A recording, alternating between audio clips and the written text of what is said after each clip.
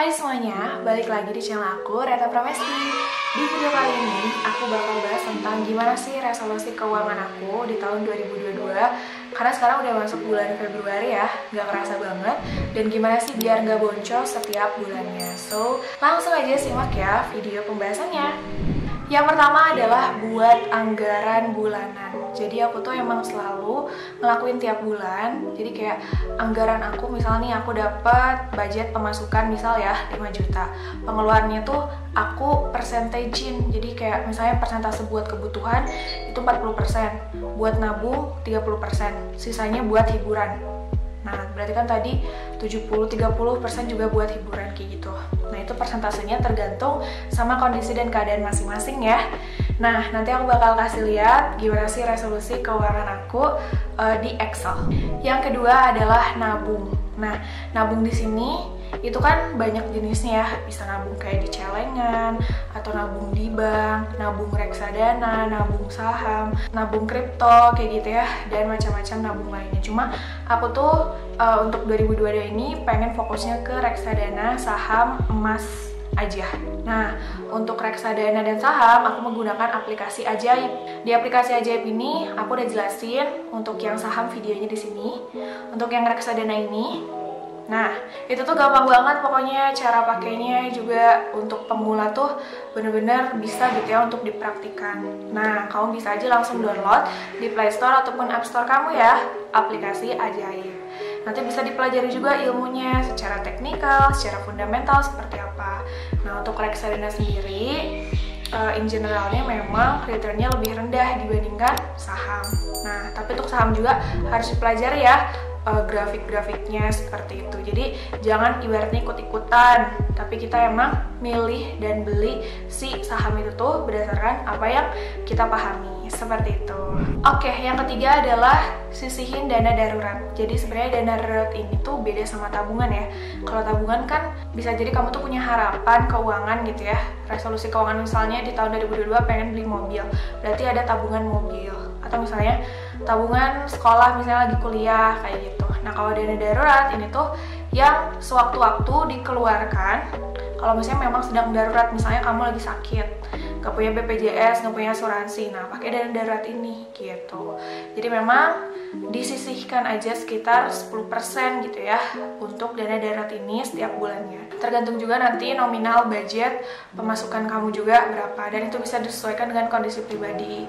Kayak misalnya kalau misalnya sakit, pengennya ke klinik atau rumah sakit kayak gitu, bisa dilihat dari situ untuk biayanya. Yang keempat adalah menghindari berhutang. Alhamdulillah sih sampai sejauh ini tuh aku nggak pernah untuk berhutang gitu ya. Maksudnya tuh misal kayak kalau aku beli di e-commerce, Shopee nggak pernah pakai Shopee Pay Later atau GoPay Later juga enggak. Jadi emang kalau misalnya aku beli sesuatu tuh emang aku harus udah punya uangnya, entahlah itu prinsip hidup aku gitu ya. Kalau misalnya berbeda juga tidak apa-apa. Nah, karena gimana ya, kalau berhutang tuh bikin hidup aku tuh gak tenang gitu ya. Apalagi kalau misalnya nyicil mobil. Makanya kemarin kan pas di video ini aku jelasin tentang aku beli mobil cash, itu untuk menghindari hutang juga. Yang aku pahami bahwa riba itu di agamaku tuh haram kayak gitu ya. Jadi diusahakan menghindari, dan Allah tuh benar-benar melancarkan hal itu sih. Jadi aku bersyukur banget. Tapi tergantung ya sama prinsip hidup kamu juga. Kalau aku sih memang menghindari hutang. Yang kelima adalah mencari penghasilan tambahan. Nah, penghasilan tambahan tuh bisa dicari di manapun ya sekarang. Mau jadi freelance online gitu ya, banyak banget kan sekarang kayak web-web yang menyediakan pekerjaan-pekerjaan online, tapi tuh beneran dikasih fee, dikasih gaji kayak gitu. Jadi carilah gitu ya yang sesuai dengan minat. Terus bisa juga tuh untuk mencari tambahan cuan, lumayan kan? Apalagi sekarang juga suka ada kayak aplikasi penghasil uang, yang tentunya hindari skema-skema Ponzi ya, yang memang beneran membayar kayak gitu.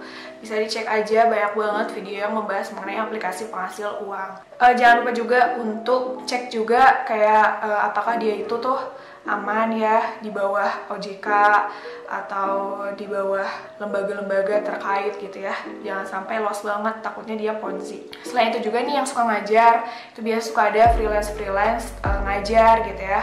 Misalnya di aplikasi-aplikasi Ruang Guru, Zenius, Calllearn, kayak gitu. Itu bisa untuk meningkatkan cuan.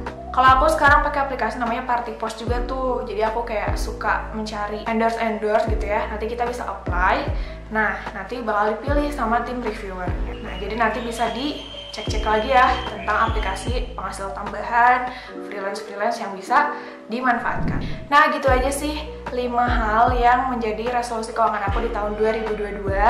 Semoga itu bisa menjadi pencerahan juga untuk kita semua gitu ya, nggak hanya aku, buat teman-teman juga. Kalau misalnya kamu ada cara lain, boleh banget nih sharing aja di kolom chat. Nah, selain itu juga jangan lupa untuk download aplikasi Ajaib ya, bisa di Play Store ataupun App Store, dan gunakan kode Ajaib aku Farah120 biar kamu dapat hadiah saham gitu ketika nanti registrasi. Enak banget kan? Dan jangan lupa pokoknya untuk tetap semangat. Semoga kita bisa financial freedom di usia muda gitu ya. Sebelum 40 tahun, sebelum 30 tahun, udah bisa ibaratnya bebas kerja, tapi kita udah bisa menghidupkan diri kita sendiri serta keluarga kayak gitu. Terima kasih banyak. Thank you for watching and bye.